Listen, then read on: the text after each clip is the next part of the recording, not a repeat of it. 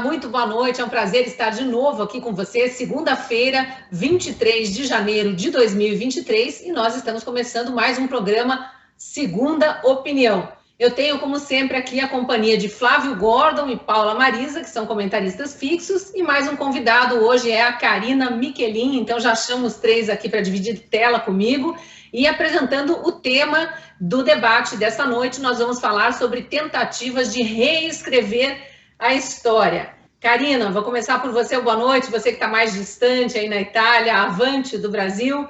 Você, obviamente, já ouviu falar muitas vezes, até porque a Europa viveu isso mais intensamente do que o Brasil começa a viver agora, mas a gente conhece, né? Quem gosta de reescrever a história? Boa noite, Cris, boa noite, Paula, boa noite, Flávio. Estou feliz de estar aqui com você, de te ver novamente depois desse período de férias. Todo mundo ficou morrendo de saudade de você aqui. Você faz falta. Queria deixar esse parênteses aqui, tá bom? Obrigada.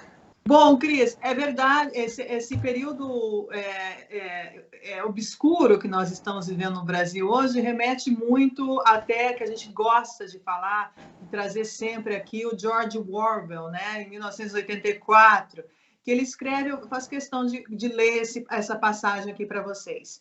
Cada disco foi destruído ou falsificado, cada livro foi reescrito, cada imagem foi repintada, cada estátua e cada edifício foi renomeado, cada data foi editada.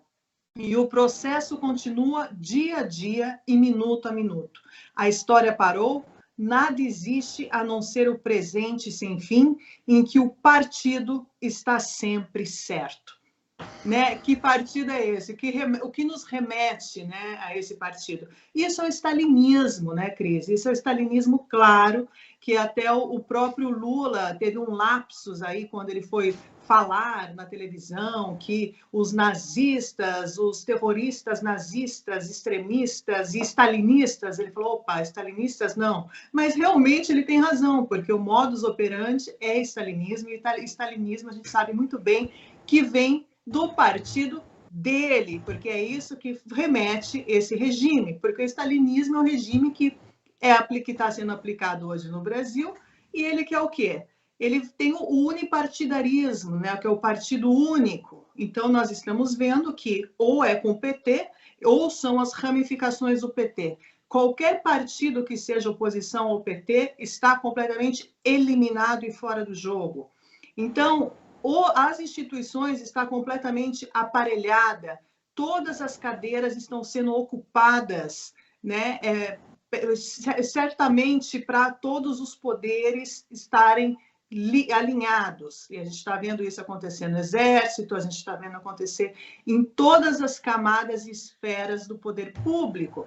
Isso é stalinismo puro, né? E daí, o que também tem? Tem a centralização política. Né? O que acontece? O governo tem toda essa centralização, eles têm o poder nas mãos. E para coroar aí esse regime, eles têm o controle total dos meios de comunicação. Porque os meios da comunicação têm que legitimar, né, os fatos, né? E agora o Lula está querendo reescrever a história, que isso faz parte também do stalinismo, do comunismo, que eles jogam fora aí o que não serve a eles e ao regime, e reescreve uma nova história, um novo capítulo, né? Eles apagam o que não serve a eles, e é isso que está acontecendo hoje no Brasil, diante dos nossos olhos. A coisa mais triste é que a massa acéfala, né, desprovida de qualquer intelecto que segue esse partido, esse regime, eles não têm a capacidade de discernimento para entender e são usados como massa de manobra. E é esse o caos que nós estamos vivendo hoje, né? Fomos ao precipício graças a esse regime, a esse sistema tão macabro aí que se vende de bonzinho, mas na verdade é e continua sendo o vilão da história da humanidade.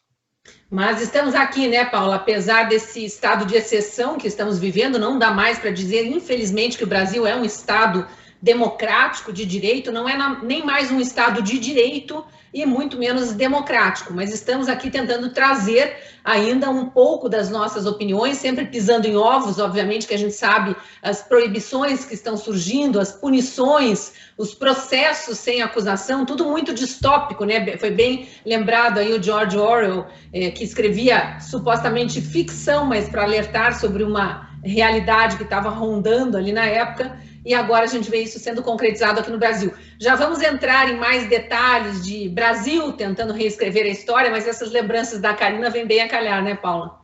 Com certeza. Boa noite, Cris. Boa noite, Flávio. Boa noite, Karina. Muito obrigada por mais uma vez me darem o microfone aqui na Gazeta do Povo, um veículo que realmente não se dobra. O pessoal não se dobra. Então, assim, não estou sendo paga para isso, mas, pessoal, assina a Gazeta do Povo, porque aqui realmente não tem censura. A gente só mede pouco as palavras, porque em Alexandria a coisa é meio complicada. Mas, assim, quanto a apagar pessoas, tem uma foto icônica, talvez o Gordon lembre o nome do personagem, é o Stalin e mais um outro que era um auxiliar bem próximo a ele, eu não me lembro o nome. E ele apaga esse auxiliar, essa pessoa próxima dele da foto, né? É literalmente apagar o passado, e mais do que isso, o que deveria soar um alerta gigantesco na cabeça de qualquer pessoa, tá? Aqui seja de esquerda, seja de direita, eu tô falando com pessoas de bem, pessoas bem intencionadas, que a gente tem pessoas bem intencionadas, tanto na esquerda quanto na direita, e numa democracia todas essas pessoas devem ter voz para que se debatam as ideias. Agora, no momento que a gente está falando em apagar pessoas, qualquer um que tenha um bom senso vai soar um alerta, porque quem apaga pessoas são ditadores, né? É uma ditadura. E ditadura é exatamente o oposto do Estado democrático de direito, que tanto se fala, que a esquerda tanto fala em democracia. E o grande problema aí, de novo, o George Orwell, né? Que é um livro que fala muito sobre essa distorção da linguagem. Democracia, na boca da esquerda, ela significa aquilo que aconteceu na União Soviética. Na União Soviética, eles estavam lutando pela democracia. Tudo aquilo que eles fizeram, o Holodomor, foi para proteger a democracia, né? Então, democracia para esse pessoal é quando eles estão no poder. Democracia é quando eu estou no poder. Ditadura é quando eu não estou no poder. É mais ou menos isso. Já assim, no meu pensamento, que tem um alinhamento mais à direita, me considero mais conservadora, né? Gosto do liberalismo econômico, curto a mão invisível, como dizem aí os brasileirinhos. Eu acredito que todos têm que ter voz, porque no momento que eu calo uma pessoa só porque eu não gosto da maneira como ela pensa, das ideias que ela propaga, eu sei que eu estou dando poder ao Estado de calar pessoas. E isso sempre se vira contra os cidadãos. E aí, de novo, mesmo que o poder esteja na mão de alguém da esquerda, quando esse regime tem esse poder, fatalmente ele se volta até contra os seus apoiadores. Então a gente vê essa foto do Stalin que tem o auxiliar dele apagado. Aí quando a gente vai para Cuba, tem um caso emblemático que é o do general Uchoa, que ele era o general mais condecorado da ilha de Cuba. O cara ajudou Fidel Castro muito, ele era elogiado, ele tinha uma medalha de honra que era exclusiva dele, e ele foi parar no paredão por ordem de Fidel Castro, num julgamento fictício ali. E agora, aqui no Brasil, pelo menos por enquanto, eu espero que não avance para a fase do paredão, né? Nós ainda não temos a fase do paredão, e espero que não avance, porque tudo indica que eu vou estar na lista ali dos primeiros que vão ir para esse tal paredão, porque aconteceu esse caso comigo, que simplesmente eu recebi mensagens do Twitter e do YouTube. O seu perfil tem aqui uma demanda legal, nós não podemos lhe dizer o que é, porque esse processo corre em sigilo. Então, se fosse um Estado democrático de direito, eu tenho que ser punida se eu infringir alguma regra. Então, a pessoa vai me dizer, nesse post aqui você infringiu essa regra e, portanto, você está sendo punida. E abre a chance de eu me defender. Mas eu não sei nem qual é o post, qual é o vídeo, o que eu fiz, do que eu estou sendo acusada. Diz a Globo que eu fui, eu apoiei atos golpistas, e sendo que eu estava sendo justamente criticada nas minhas redes sociais por estar desestimulando as pessoas. Então, é uma loucura. E num Estado democrático de direito isso não aconteceria. Tanto é verdade que eles querem apagar pessoas por pensar diferente, que os meus perfis, eles só estão bloqueados aqui no Brasil. Quem está fora do Brasil consegue ver o meu perfil normalmente. Se eu tivesse cometido algum crime, era muito fácil derrubar todas as minhas redes sociais.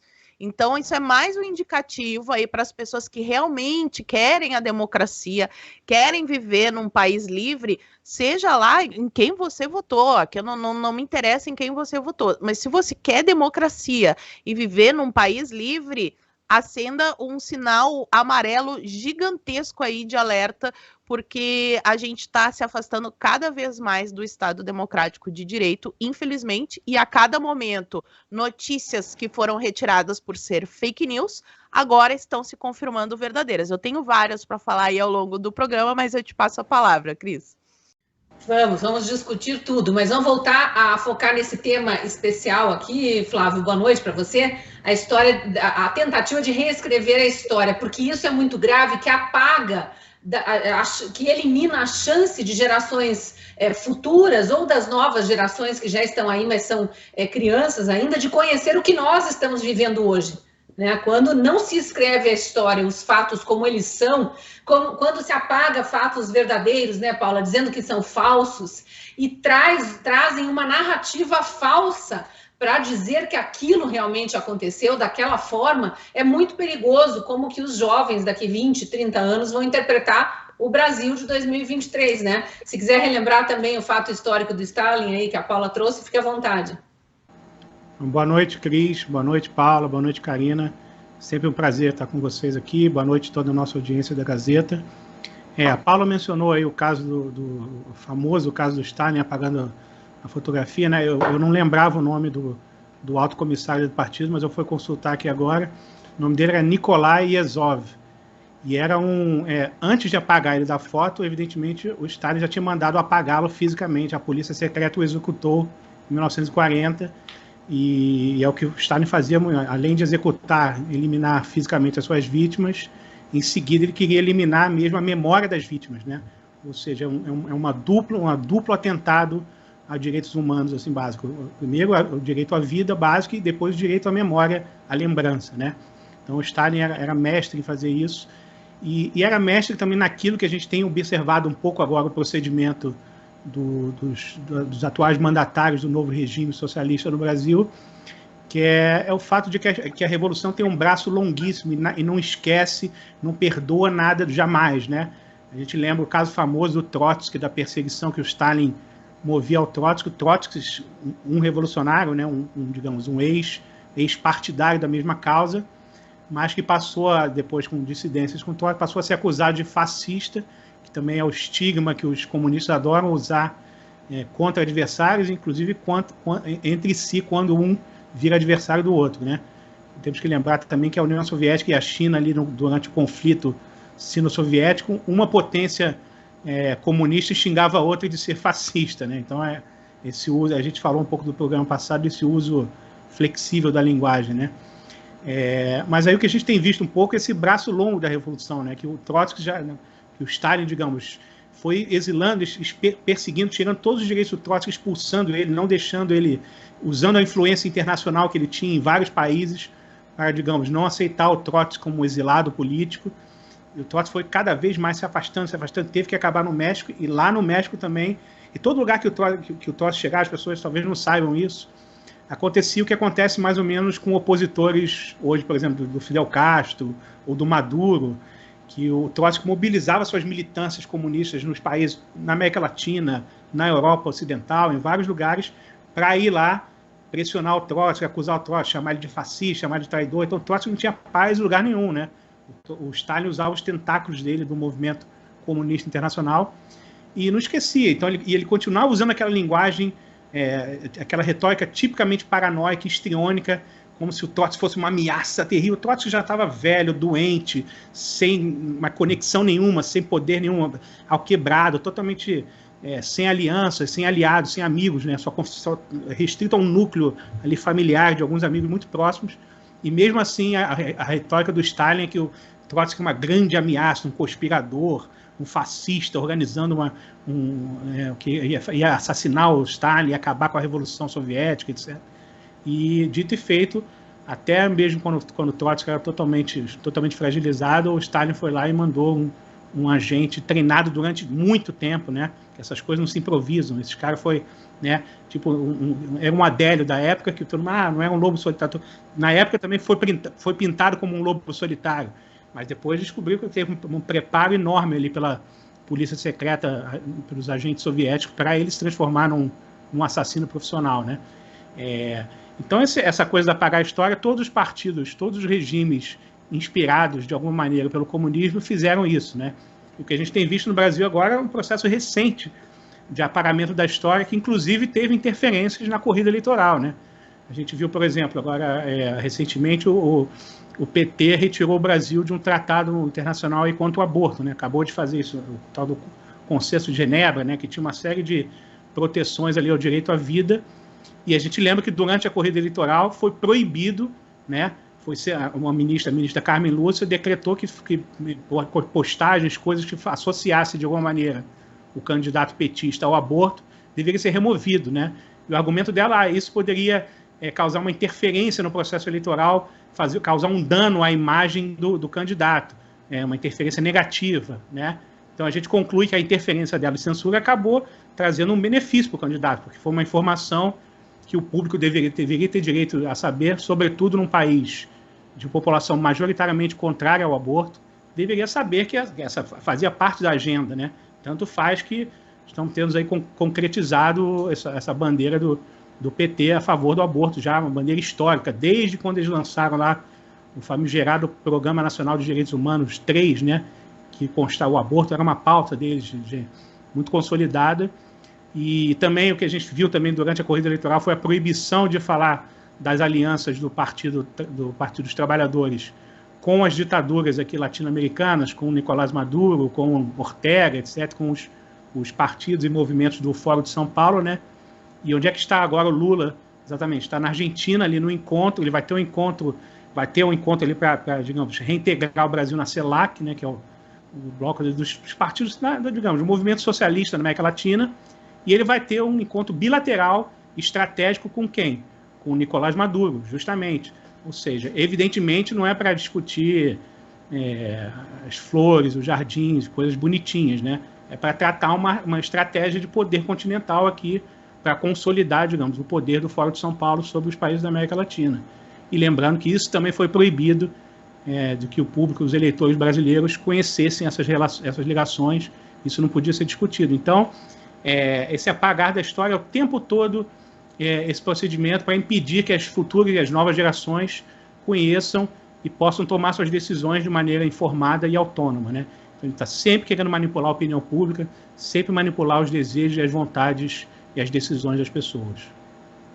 Exatamente. Você lembrou do período eleitoral, teve o caso crasso de censura a alguns poucos veículos de imprensa que se prestam ainda a analisar fatos e não narrativas, e jornalistas censurados. Eu estava na lista dos jornalistas, quer dizer, autocensurados pela emissora onde eu trabalhava, porque a emissora não sabia mais o que podia ser dito, mas a gente sabia, por exemplo, que queriam apagar da história a Lava Jato, as condenações recentes, as investigações, as confissões, as delações, as devoluções de dinheiro roubado e tudo mais. Então, realmente, é duro quando você pensa nos jovens que vieram como novos eleitores nessa eleição, sem saber de tudo isso, porque parte dos brasileiros foi impedida por esses ditadores de dizer a verdade. É uma tentativa mesmo de ir apagando a história. A gente já vai continuar o papo, mas eu queria falar agora com você que está nos assistindo. Você sabe que a Gazeta do Povo é um jornal de coragem.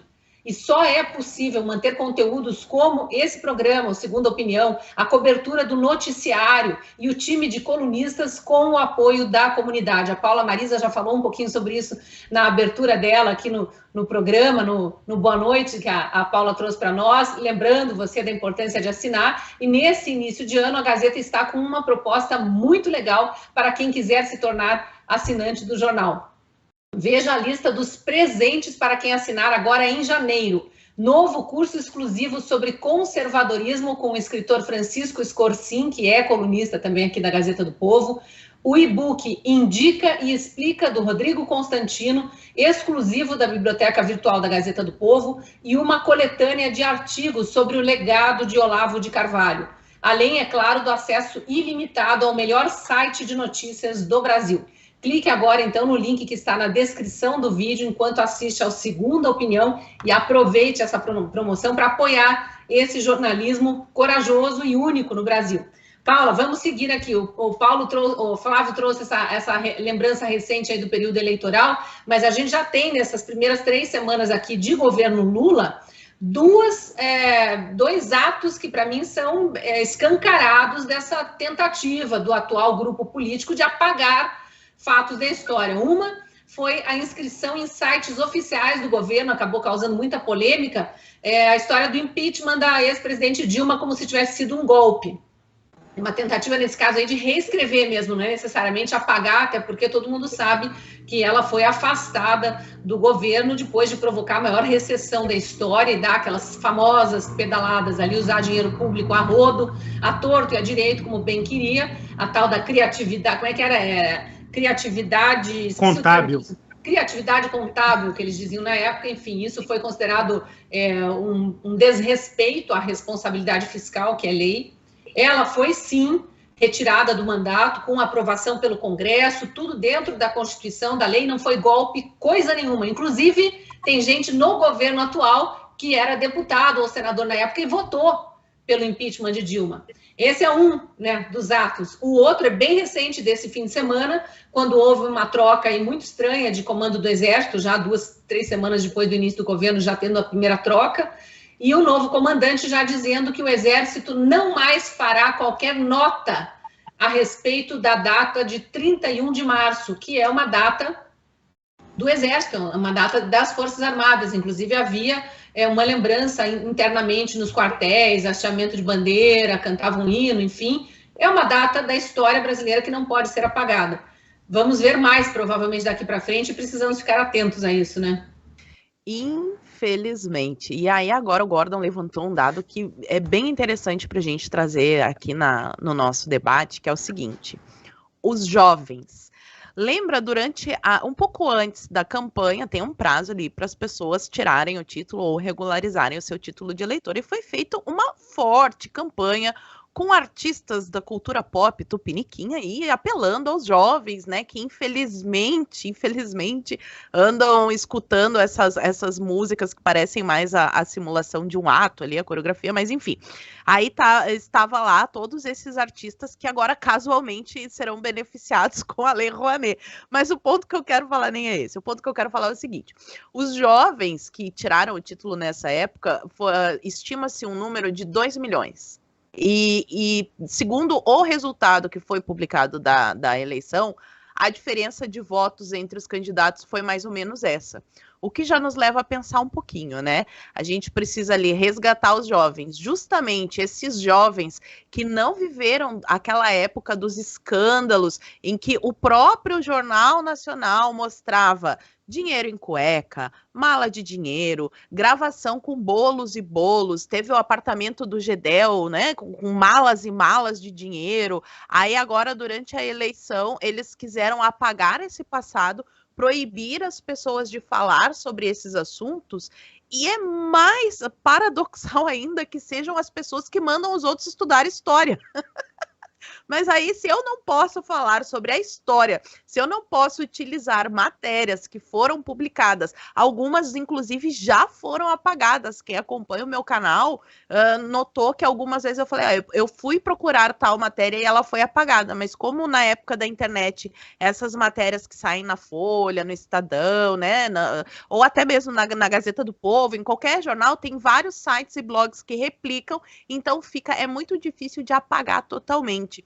Mas a esquerda, não vou nomear aqui partidos, né? Eu vou falar a esquerda no geral, ela tem essa necessidade de apagar a história, tanto para que as pessoas não lembrem das barbaridades que foram cometidas, escândalo do Petrolão, que era a compra do Congresso, tanto para que a pessoa também não se lembre de como o passado, antes dos revolucionários, por mais defeitos que tivesse, era melhor do que a atual situação. Então, em vários lugares, aí eu vou de novo citar aqui os exemplos mais manjados, né, que a União Soviética tinha o regime dos czares antes, e os czares, inclusive, eles tinham esses campos de reeducação. Isso não foi uma invenção da Alemanha, não foi uma invenção do Stalin, isso já acontecia, esses campos de trabalho forçado. Então, a gente não tem como negar também que na Cuba do Fulgêncio Batista também não era uma democracia. As pessoas estavam insatisfeitas com regimes autoritários. O problema é que quando vem a esquerda revolucionária dizendo que vai libertar o povo de uma opressão que realmente existiu, eles conseguem fazer algo ainda pior, algo doentio. E isso tem livros, tem o Ponerologia, Psicopatas no Poder, do Andrei Lobachevsky, se eu não me engano, não sei se é assim que pronuncia também. Tem A Mente Esquerdista, que mostra que temos um percentual na população de pessoas que caem nessas narrativas da esquerda. Mas aqui o ponto que a gente está analisando, que é o apagar o passado, eles precisam apagar esse passado que fartamente documentado aí os arquivos da União Soviética, as histórias que acontecem em Cuba. Então eles chamam de fake news, e aí vai entrar fake news obrigatoriamente na pauta aqui, porque eles chamam de fake news aquelas notícias que de fato aconteceram e que incomodam o regime. Porque para a esquerda, aqui de novo, num geral, não existe verdade. Eles vivem propagando isso. Não existe verdade, só que eles falam, não existe verdade absoluta. Mas não existe verdade para eles. O que existe é o que favorece o regime e o que não favorece o regime, governo ou ditador da ocasião. Então, no momento em que a gente estava ali numa população que era contra esse negócio de tirar o bebê da barriga da mãe, eu não falo a palavra aqui no YouTube porque ela costuma ser, né, complicado, mas todo mundo sabe do que eu estou falando, não favorecia o regime que saísse a notícia de que essa sempre foi uma pauta deles. E eles falavam que isso... Saiu uma pesquisa do Ibope Inteligência que contrariou tudo aquilo que a esquerda normalmente fala, que as mulheres ricas podem fazer o que quiserem, e você, defendendo a interrupção da gravidez, vamos falar assim, você não favorece as mulheres pobres, periféricas. Em 2018 saiu uma pesquisa do Ibope Inteligência mostrando que a parcela da população brasileira mais contrária à interrupção da gravidez, que tinha aumentado, era mulheres e negras e pobres, né? Era a parcela onde a rejeição era maior, assim. Ou seja, então eles argumentam falar em nome dessas pessoas, mas como sempre é uma fraude, né? Só um dado. Mas que eu acho tem várias entrevistas que fazem popular mesmo, saindo perguntando nas ruas, perguntando aos populares. A extrema maioria das pessoas dizem que são contra, mas pessoas simples, nas ruas, sobretudo elas. E justamente o segmento que eles falavam que era por causa delas que deveria ser legalizado é o que mais rejeita, né? Os argumentos são ótimos. E outra que eu sempre penso quando vem com esse argumento, agora só fugindo só um pouquinho do assunto, é o seguinte: se a mulher tem dinheiro para sair do país e fazer isso, por que ela não sustenta o filho, então, com esse dinheiro? Né? Porque eles alegam que eles defendem isso porque não tem condição de criar criança. Enfim, nossa, a gente ficaria uma hora aqui falando. Mas isso é completamente. Você vê, os pobres são os que mais têm filhos e que mais não querem fazer aborto. Eles não fazem isso. Eles são extremamente contra. Eles preferem ter 5, 6, 7 filhos e fazem comer os 5, 6, 7 igual do que abortar. Essa é a realidade. Então, é tudo uma falácia, o que ele fala. Falácia completa. E aí, voltando aqui para o assunto, hoje eu acompanhei, o Flávio falou sobre a visita do presidente do Brasil à Argentina, ela já aconteceu e eu ouvi todo o pronunciamento, e eu me lembro também que agora, em janeiro, gente, não faz muito tempo, o Haddad mandou um jornalista ir se informar, e era um jornalista da mídia mainstream, né? Teoricamente, são os amigos do regime. E foi maltratado, imagina, ó, vocês já estão vendo acontecer o que a gente avisava. Mandou o jornalista ir se informar melhor, porque o jornalista perguntou sobre esse negócio da moeda comum, que não é moeda única, eles estão falando sobre moeda comum, mas fazem esses paranauês. E agora foi assinado o acordo, está assinado o acordo, essa moeda comum vai sair. Outra notícia, para fechar esse meu comentário, já te devolver a palavra, Cris. Eu acabei de ver, eu estava no Instagram antes de entrar aqui, e eu vi um post da Secom falando que o Brasil esteve totalmente ausente do cenário internacional nos últimos 4 anos. E sendo que tem matéria do Jornal Nacional com o Bolsonaro visitando a Argentina em 2019, fora que o Bolsonaro foi para os Estados Unidos, Emirados, a vários países, até para a China, né, que são países que não são ideologicamente alinhados, e ele visitou. Então, é de novo essa tentativa de apagar o passado, e o pior, dessa vez, utilizando um órgão público para reescrever a história com a narrativa do partido, o golpe, o para-internacional e todas essas mentiras. É isso, Cris. Aí eu dei um Google rapidamente, enquanto vocês conversavam aí, para relembrar como se começou o apagar da história da Lava Jato. E encontrei entrevistas aqui de Deltan Dallagnol e Sérgio Moro. Deltan ainda era coordenador da Força Tarefa da Lava Jato aqui em Curitiba, representando o Ministério Público Federal, né? Ele era procurador da República. Sérgio Moro já tinha saído para a política, mas ainda os dois alertando, estão tentando reescrever. Essa foi a busca que eu fiz, por isso que apareceram essas entrevistas. Estão tentando reescrever a história da Lava Jato. Quando eles começaram a dizer que o problema do desemprego no Brasil era culpa da Lava Jato, que a Lava Jato destruiu empresas e muita gente foi demitida. Mentira! É mentira, é tentativa do PT de reescrever a história. E a gente está vendo agora, com eles no governo, isso escalonando. A gente está citando coisas aqui, são apenas 3 semanas de governo, 3 semaninhas. E já tem esse nível de mentira. E agora estão avançando com os parcos aliados, né, ali dentro do meio militar, avançando para reescrever a história de um passado que existiu. Tendo sido trágico ou não, é a história do Brasil, a gente não pode deixá-la ser modificada. Eu queria, Flávio, que você comentasse um pouco, já volto para a Karina também, mas comentasse um pouco do perigo que é apagarem a história e não permitir que novas gerações tenham acesso ao que realmente aconteceu. Exato, Cris. Eu queria só, sobre essa questão do 31 de março de 1964, que sempre foi uma data que o Exército lembrava, né, da perspectiva deles e tal, que a perspectiva do Exército foi um modo de frear um golpe comunista que seria dado ali pelo João Goulart, né?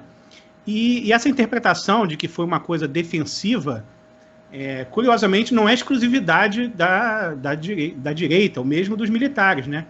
Eu quero lembrar, por exemplo, o depoimento do Daniel Arão Reis, que fez parte da luta armada, é um esquerdista notório, né, famosíssimo, que no livro dele, Ditadura e Democracia no Brasil, do golpe de 64, ele chamava de golpe, claro, ele é da esquerda, ele tem a interpretação dele da esquerda.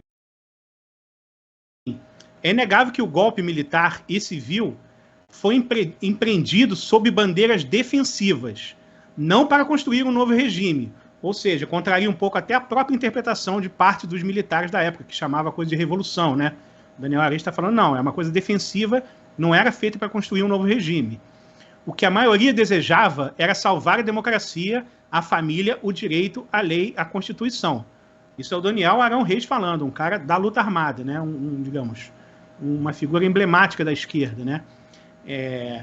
E outro argumento também que a esquerda sempre usa para tentar, digamos, restringir, coibir qualquer tipo de releitura desse período, qualquer tipo de versão mais nuançada, mais calcada em fatos, né, que foram conhecidos, que são conhecidos hoje, é a ideia de que o regime militar, digamos que a luta armada surgiu em reação ao endurecimento do regime, pós AI-5, sobretudo, 68 e tal, o que era uma farsa também. Hoje a gente sabe também por fontes de esquerda, por historiadores esquerdistas, por exemplo, o livro de memórias do Flávio Tavares, que também foi da luta armada, foi um dos presos trocados na época do sequestro do embaixador americano, né? O Flávio Tavares conta a história, por exemplo, que em 1962, em pleno governo João Goulart, antes do golpe, do chamado golpe, por exemplo, já havia ali treinamento de guerrilha com as ligas camponesas, com financiamento cubano direto, com armas cubanas,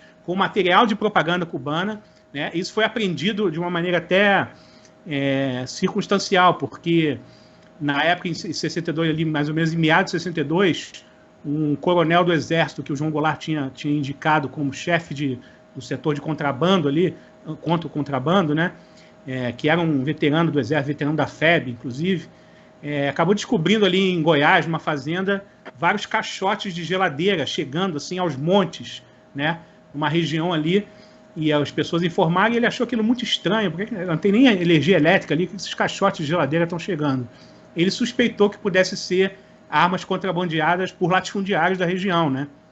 E aí fez uma operação ali na calada da noite, em algumas fazendas, descobriram realmente os caixotes, abriram, e a surpresa foi que, além realmente, a intuição dele estava certa, tinham armas contrabandeadas, muitas armas, muitos fuzis, mas além disso tinha o quê? Muito material de propaganda cubana, panfletos do Francisco Julião, do líder das ligas camponesas, isso em 62, né? E aí o que aconteceu? De maneira estranhíssima, esse cara do Exército comunicou o João Goulart. O que o João Goulart fez? Que, na verdade, era digamos, uma operação de interferência estrangeira direta, de guerra aqui no Brasil, ainda no regime do Goulart, né? Então, digamos, seria um atentado ao governo do Goulart e ao povo brasileiro, evidentemente. E o que o João Goulart fez? Em vez de comunicar ao Congresso, à inteligência do Exército, não, ele fez uma reunião com um cara ali, meses depois ele fez uma reunião com um enviado do Fidel Castro, que ele veio aqui para o Brasil, digamos, para a visita oficial, digamos, o pretexto era discutir a associação do Brasil e de Cuba com agências da ONU, de agricultura e de comida, etc.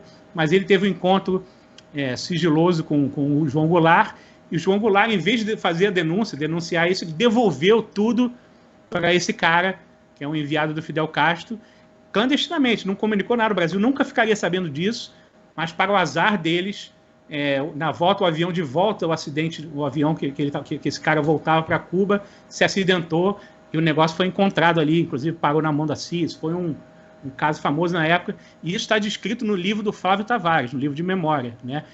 Então são fatos que a população brasileira precisa saber, para saber como é que foi construída essa história. Muitos diziam, não, a ameaça de invasão comunista, de tomada comunista do poder, era uma ficção, uma paranoia, uma macartista da direita da época. Coisa nenhuma, né?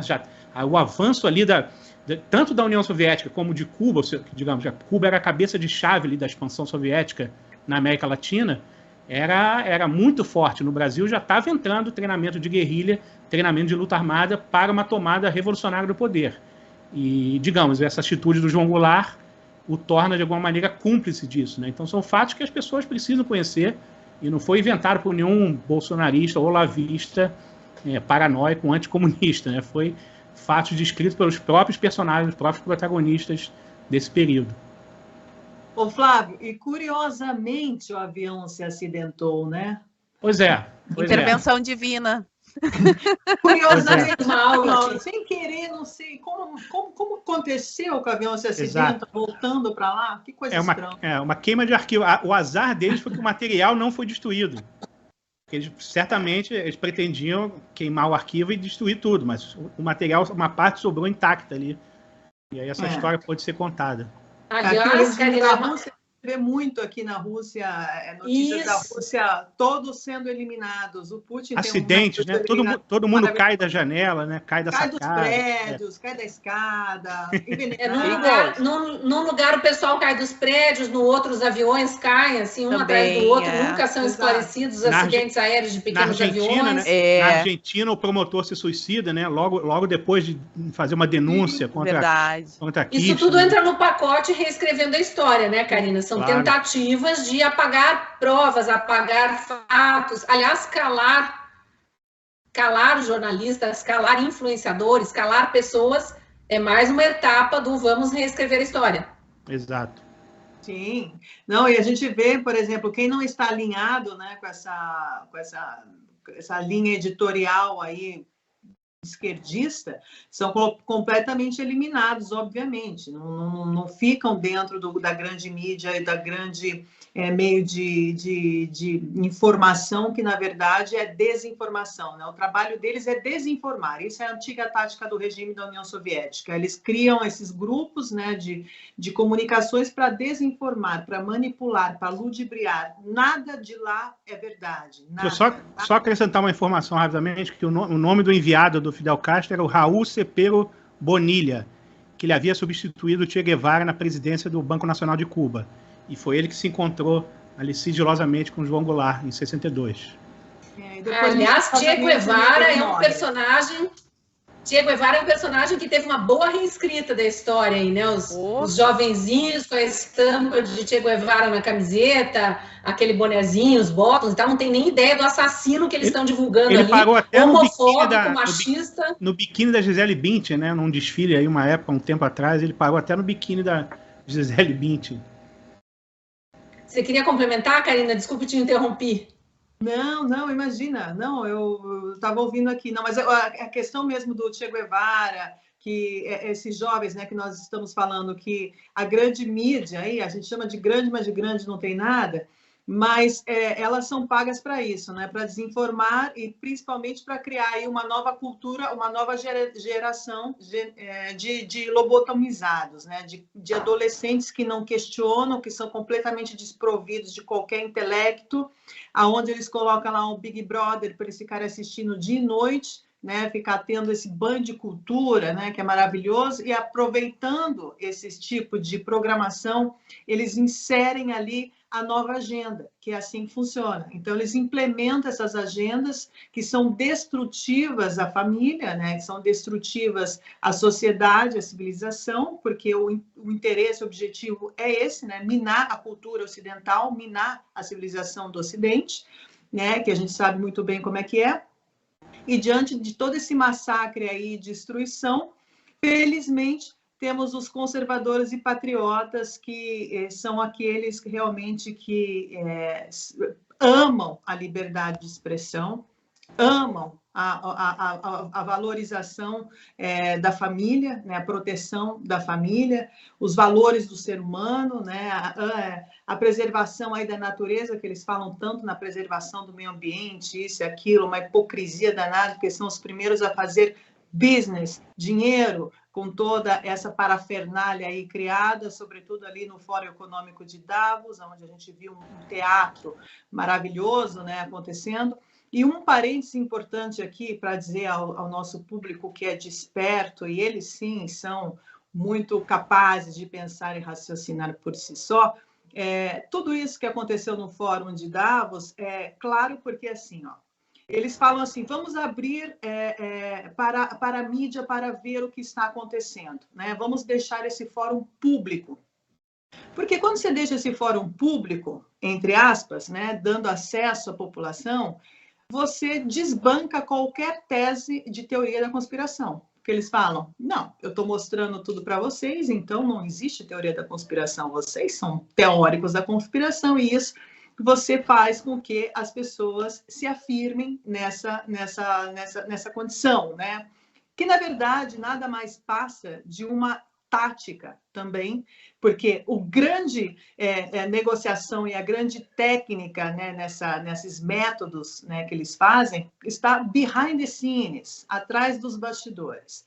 Então, enquanto eles estão falando, encenando todo o teatro para a população, falando, olha, e dando linha, né, dando linha ali para as pessoas falarem sobre teoria da conspiração, realmente eles estão articulando, entendeu? O grande plano lá atrás que vai acontecer, que a gente sabe que vai acontecer, mas todas as teorias da conspiração se revelaram verdades, né? Então, todo esse teatro, toda essa coisa já está sendo desbancada, já está sendo desmascarada pela grande mídia, através da grande mídia, e muita gente, através das redes sociais, já sabem até onde podemos ir ou não e confiar ou não. Aliás, confiar zero nessa elite, nesse sistema, nesse regime que tem aí implantado na sociedade, nas nossas raízes, aí, enraizado.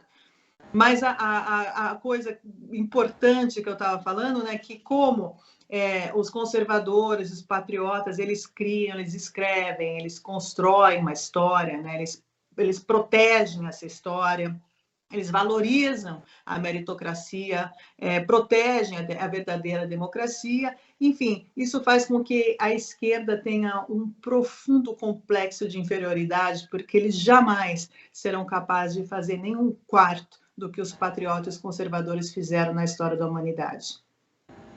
E é preciso ficar documentado, né, Paula? Você, como professora, talvez possa trazer algum alento aqui para os nossos espectadores. Eu acredito que deva ter gente aqui pensando, meu Deus, como que eu vou fazer meus filhos ou os meus netos saberem o que eu vivi, se eu, pessoalmente, não tenho tudo isso documentado e vocês aí do programa estão dizendo que estão apagando ou reescrevendo a história. E eu acho que a gente precisa fazer esse exercício de reflexão, porque talvez, né, a gente não sabe, daqui a um tempo não estejamos mais aqui. A gente sabe como as coisas feitas no Brasil e a toque de caixa, muito rapidamente, esse estado de exceção avança e avança de uma forma muito cruel, muito desleal, sem chance de defesa, né? Nem os advogados estão conseguindo acesso aos supostos processos que sequer existem, né? Para tentar defender pessoas. Tem gente presa, tem gente desmonetizada, tem gente censurada, tem gente calada. E não, nós estamos falando aqui da nossa categoria do jornalismo, influenciadores digitais, enfim, como queiram chamar, mas tem historiadores sofrendo isso, tem professores universitários, os raros, né, conservadores sendo perseguidos, calados, colocados lá no calabouço da universidade, no porãozinho mesmo, para ficar escondidos até se aposentar e, quem sabe, nunca mais aparecerem para os alunos. E a gente vê isso em vários setores acontecendo. O que será que a gente pode dizer aqui para a nossa audiência para trazer algum alento? O que fazer para que a história não seja esquecida, mesmo que estejam tentando deturpar tudo para que as novas gerações não tenham acesso a ela? É meio desesperador o quadro, mas também calma, tudo tem jeito. Vou dar só um exemplo aqui que todo mundo vai entender facilmente. A gente estava falando aqui sobre o passado, lá, né, nos anos 60, no Brasil, a gente tinha a esquerda que pregava a guerrilha armada, né, a tomada do poder através das armas, e a gente tinha essa outra esquerda da guerra cultural. E qual é a esquerda que a gente está vendo no poder hoje? Né? É justamente a da Revolução Cultural. Então, mais um motivo para rechaçar aquilo que aconteceu lá em Brasília no dia 8 de janeiro. Aquilo ali é um ato de vandalismo que não serve para nada a não ser para aumentar a repressão. E para o pessoal aí conservador, da direita, que está meio assustado com isso, o conselho que eu dou, inclusive eu tenho que fazer uma listinha, tem vários livros que estão saindo, sim, tem graphic novel, agora é o nome que chama, mas é história em quadrinhos. Eu estava lendo aqui, eu só não vou pegar porque está meio distante, uma que conta sobre o episódio da Praça da Paz Celestial na China, em história em quadrinhos, que é muito interessante para os jovens, né? É mais atrativo. Tem um outro livro infantil aqui que eu recebi, então eu até vou fazer um vídeo sobre isso depois, porque muitos pais mesmo me pedem. Agora, o conselho principal que eu dou para os pais, para que não se deixe essa história ser apagada, é que os pais fiquem mais próximos dos filhos. Eu sei que é complicado hoje com esse negócio de dupla jornada, tripla jornada, mas vocês não podem terceirizar a responsabilidade. E toda vez que eu falo sobre doutrinação, se vê muito o aspecto do professor doutrinador, mas pouco se fala dentro da direita, na esquerda se fala muito sobre isso, mas na direita pouco se fala sobre a terceirização da responsabilidade, que a maioria dos pais, eu posso falar isso com tranquilidade, que eu tenho local de fala, a maioria dos pais terceiriza a responsabilidade da educação. A escola não vai conseguir doutrinar um filho que é educado em casa, ponto final. Se o seu filho foi influenciado pelo professor a ponto de sair de casa e virar um black bloc, por exemplo, eu sinto falar a dura verdade aqui. Em algum momento a educação dentro de casa falhou, sim. Tá? E essa educação, ela tem que ser desde o primeiro instante. Os pais têm que brincar com os filhos, conversar, jogar, assistir aos mesmos filmes. Não dá para... Eu sei que dá trabalho, eu não tenho filhos, mas eu sei que dá trabalho criar uma criança, muito trabalho. Mas um pai não pode deixar um filho na frente da TV assistindo um filmezinho inocente enquanto ele vai fazer outras coisas. Tem que participar mais. O pai tem que se tornar mais interessante do que aquilo que ele vê na escola. Porque no momento que o pai terceiriza essa responsabilidade, o filho se afasta dele e vira uma presa fácil na mão de pessoas que querem reescrever a história. E aí ele vai lutar por aceitação. Uma vez que ele não tem a aceitação dentro de casa, ele vai buscar fora. E certamente haverá algum socialista revolucionário muito afim de dar atenção para o seu filho. Então, reescrever a história, né? Esse movimento de apagar o passado que a gente vê, ele conta também, infelizmente, com a omissão dos conservadores. Então, fica aqui o meu puxãozinho de orelha. Eu sei que é duro isso que eu estou dizendo, mas cabe a cada um dos pais pensarem no que está acontecendo aí dentro da casa de vocês e ver se talvez eu não tenha aí um fundo de verdade nessas coisas que eu estou falando. Por um lado, é muito triste todo esse quadro que a gente está vendo, mas por outro, a solução não é fácil. Mas é mais simples do que o pessoal pensa. O pessoal pensa numa solução de nós temos que eleger um presidente tal, um político tal. A solução está dentro de casa, na família de vocês. Se cada pai, se cada família fizer esse movimento de se aproximar dos filhos, de educar os seus filhos, não tem como se ter um caldo cultural onde os revolucionários prosperem. Eu tentei resumir, mas sei que eu fui prolixa, mas é isso, Cris. Apertando o relógio aqui para a gente não estourar o tempo, até porque o Flávio tem crianças pequenas em casa, pode dar esse exemplo, né, Flávio, como pai também, que não são só os professores que precisam abrir os olhos dos pais, os pais mesmo precisam abrir seus olhos, né? E a Paula falando, eu lembro de uma situação minha quando criança, que era eu já nasci no regime militar, né? E a gente, criança, não acompanha aquilo, não vive, mas os meus pais sempre comentaram dentro de casa, não o que eles viveram, porque eles estavam distantes dessa luta armada, viam pelos poucos veículos de comunicação que tinha na época e tal, mas pelo que eles sabiam. E eles sabem que Dilma Rousseff foi assaltante de banco, que Miriam Leitão, Franklin Martins, os jornalistas que se fazem de coitadinhos aí hoje e ganham salário anistia, que está subindo aí para quase 40 mil reais, que segue o valor do salário dos ministros do STF, ajudaram a sequestrar embaixador, a trocar preso político. Sabem que José Dirceu era um preso político porque era da turma da ditadura do proletariado, né, do terrorismo, das armas, vão pegar em armas e tal, e trocaram Zé Dirceu e mais uma penca de presos políticos para devolver o embaixador americano sequestrado. Isso me foi contado dentro de casa. Eu não li nos livros de história, até porque isso tenta se apagar dos livros de história. E vão tentar de novo apagar o que aconteceu com a Lava Jato, por exemplo. Vai caber a nós contarmos no momento oportuno para os nossos filhos, né? Sermos a história viva também, Flávio. Isso mesmo, Cris. Eu acho que a Paula falou uma coisa muito importante, porque são duas coisas, né? Tem o tempo da política, que é essa coisa aqui que nos angustia, que nos mobiliza, e tem o tempo da verdade, né? O tempo da verdade não se confunde com o tempo da política. O tempo da verdade, as pessoas que acreditam, que amam a verdade, têm toda a paciência do mundo, inclusive sabem que a verdade, em última instância, não está nesse mundo, né? Está no além-mundo, é uma verdade, digamos, escatológica, né? Está para além da existência aqui, da existência nesse plano aqui, né?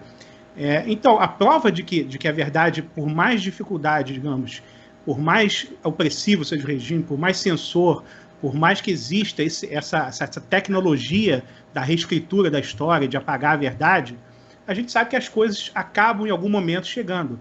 Prova disso, a gente estava falando da foto aqui do Stalin, que o Stalin apagou o cidadão ali, e hoje a gente sabe desse fato, né? Esse fato, o fato de que o Stalin apagou essa foto, hoje é conhecido, né? Então, vários fatos das ditaduras mais opressivas da história, na União Soviética, na China, hoje, de alguma maneira, a gente tem acesso, seja através de documentos particulares, diários, registros, notas, digamos, documentos abertos, depois arquivos que eram sigilosos na época, em algum momento essa coisa vem à tona, né? E vai vir também desse período que a gente está vivendo. Claro que a gente está num momento em plena, digamos, de instalação, implementação de um regime ditatorial socialista. Então a gente está nesse momento de angústia. Mas essa verdade vai acabar chegando sobre o Brasil, sobre a Venezuela, sobre o Fórum de São Paulo.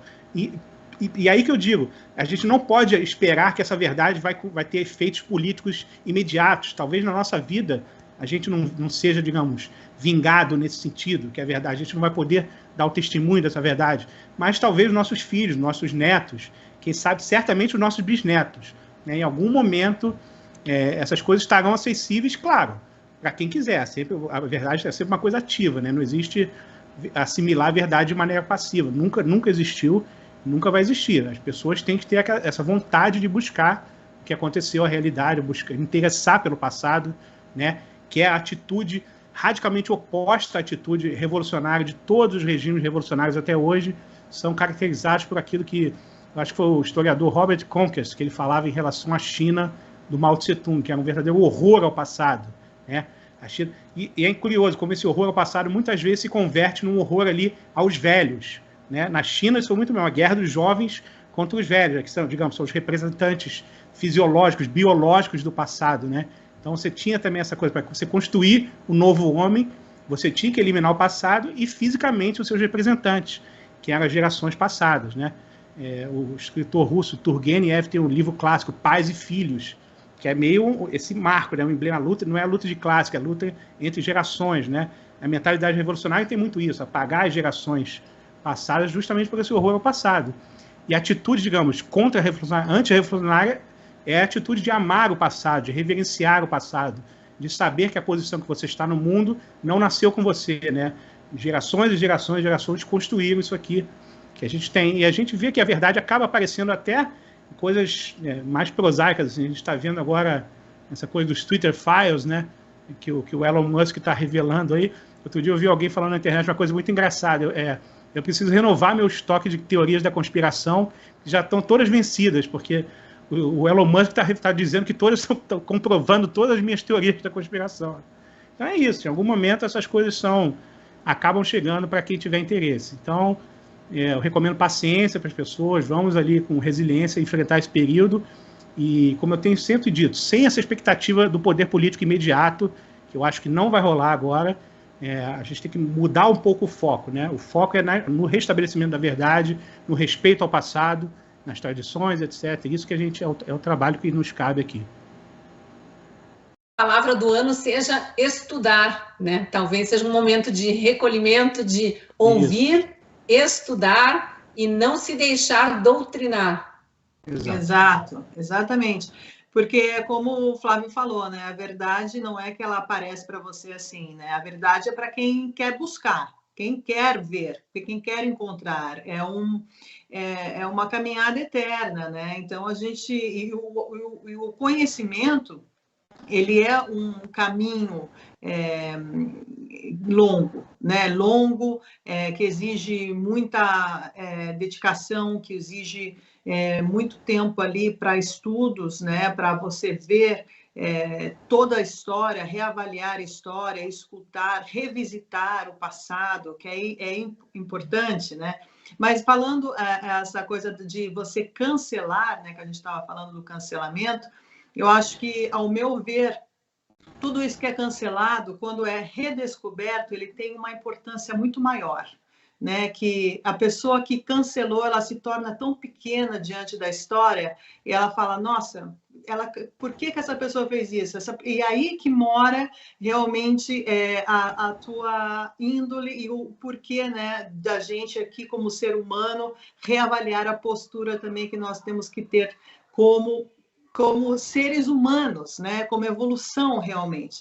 Então, a gente verificar ainda que existem seres tão pequenos capazes de apagar tudo, até mesmo os crimes que eles cometem, enfim, achando, né, na inocência, na ingenuidade, diante de tanta maldade que nunca ninguém vai ter acesso a isso, é completamente insano e psicopata realmente, que é o que essa turma é. Então, eles se tornam pequenos diante da história, e é isso que a gente tem que trazer aqui para ser colocado entre aspas, né, como importante.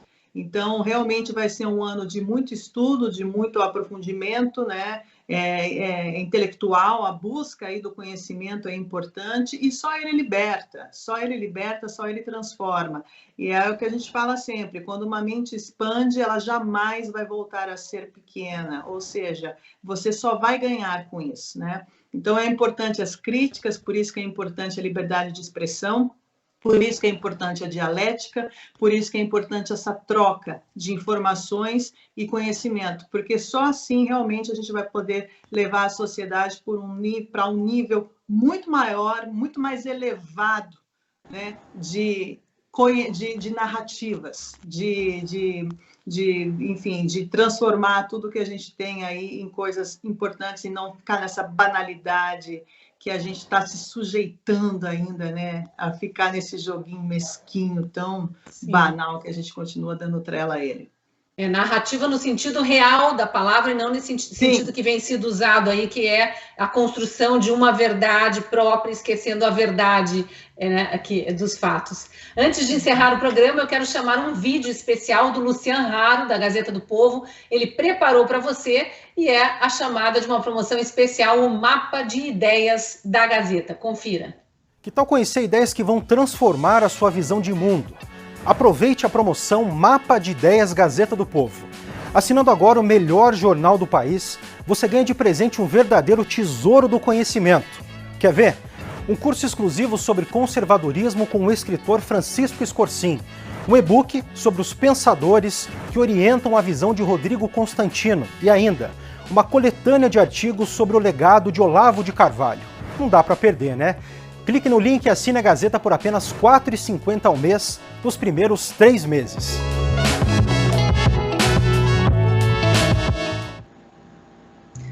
Para ter acesso a esse combo incrível, basta clicar no link que está na descrição do vídeo. E lembre-se que aqui na Gazeta você pode cancelar a assinatura quando quiser, mas a gente acha que você vai querer continuar aqui com a gente. Paula Marisa, um beijo para você, muito bem-vinda de volta, também tirou uma semaninha de folga aí, muito bem-vinda, estaremos juntas semana que vem na segunda-feira. Isso, boa noite para nossa audiência, Flávio, Karina, Cris, sempre um prazer estar aqui com vocês, obrigada mais uma vez.